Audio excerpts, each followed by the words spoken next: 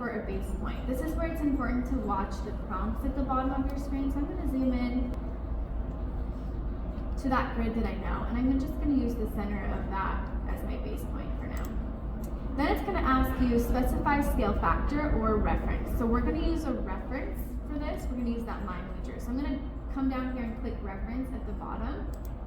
Then it's going to say specify reference length. So the reference length is going to be the length that we already know on the drawing. So that reference length, we're going to use this 7'6" here that we already have on the PDF. So reference length, I'm going to click, try to your best to click the very middle of this line. It should snap, and then the middle of this one. So you're going to do middle of grid 8 to middle of grid 9.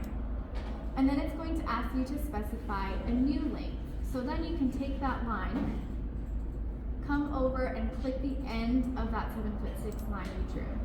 Now if you zoom out, it scaled that drawing up using a reference. So we can zoom in now. If you zoom in to grids 8 and 9, you'll see that 7'6" line you drew, right? It should go from grid 8 to grid 9. You can always double check now.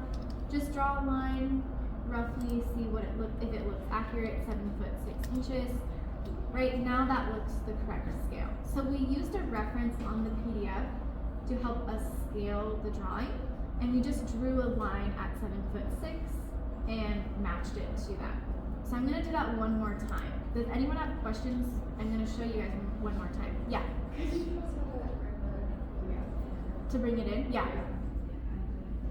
So to bring the PDF in, you go to the Insert tab at the top, so right next to Home, Reference, and then Attach.